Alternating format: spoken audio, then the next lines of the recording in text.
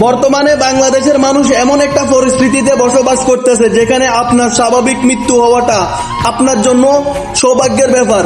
প্রতিনিয়ত কোনো না কোনো একটা জায়গায় দুর্ঘটনা হচ্ছে, কোথাও বাসে আগুন লেগে যাচ্ছে, কোথাও বাস দুর্ঘটনা হচ্ছে, কোথাও ট্রেন দুর্ঘটনা হচ্ছে, কুমিল্লায় বাস ট্রেনে সংঘর্ষ হচ্ছে, চট্টগ্রামের ট্রেনে আগুন লেগে যাচ্ছে। আর গতকালকের ঘটনাটা তো আপনারা নিজের চোখে দেখলেন, বাস সোজাসুজি পদ্মা নদীতে পড়ে গেল এবং 26 থেকে 27 জন মানুষ মৃত্যুবরণ করলো এবং সারা রাত ধরে সারা দিন উদ্ধার কাজ চললো, সারা দিন শেষ হয়ে গেল, উদ্ধার শেষ হয়নি। এবং যারা মৃত্যুবরণ করছে তাদের জন্য সরকার প্রতিটা লাশের জন্য 25,000 টাকা বরাদ্দ করছে। আচ্ছা, একটা লাশের দাম কি এতই সস্তা? মাত্র 25,000 টাকা। আর যারা আহত হয়েছে তাদের জন্য নাকি 15,000 টাকা বরাদ্দ করা হয়েছে। আরে ভাই, একটা মানুষ যদি হাসপাতালে ভর্তি হয় তাহলে তো 20-30,000 টাকা একদিনে চলে যায়, আর সেখানে 15,000 টাকা দিয়ে কি করবে?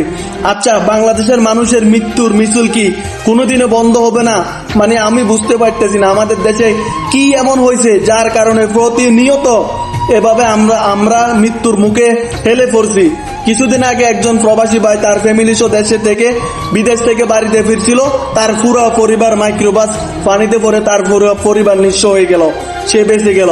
আচ্ছা, তার যে কষ্টটা, তার চোখের সামনে তার পরিবারটা ছিন্ন ভিন্ন হয়ে গেল, সেটা কিভাবে মেনে নিবে সে? প্রতিনিয়ত আমাদের দেশে মৃত্যু হচ্ছে দুর্ঘটনায় বাস, ট্রাক, সিএনজি, বাইক, মোটরসাইকেল, এভাবে প্রতিনিয়ত দুর্ঘটনা হইতেছে। এবং কি আমরা ভুলে গেছি কিন্তু মাইলস্টোনের বিমান ঘটনায়, এবং সে বাচ্চা আমাদের সেই ছোট ভাই বোনদেরকে আমরা ভুলে গেছি।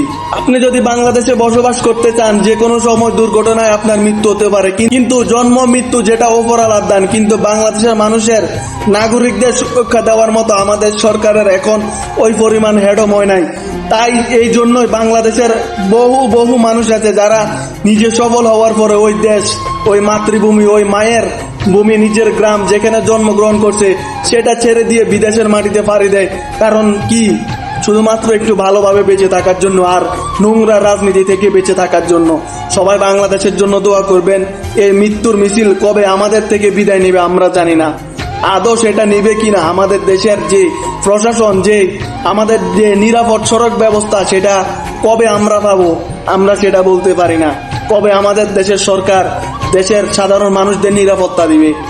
সবাই আমাদের জন্য দোয়া করবেন। সর্বশেষে প্রবাসীদের জন্য দোয়া করেন, কারণ আমরা আপনাদের ছেড়ে, পরিবার ছেড়ে, দেশ ছেড়ে এই প্রবাসের মাটিতে আছি। আমরা যখন এইসব ভিডিওগুলো দেখি আমাদের চোখের সামনে আসে তখন আমাদের বুকটা চিরে যায়, আমরা খুবই কষ্ট পাই।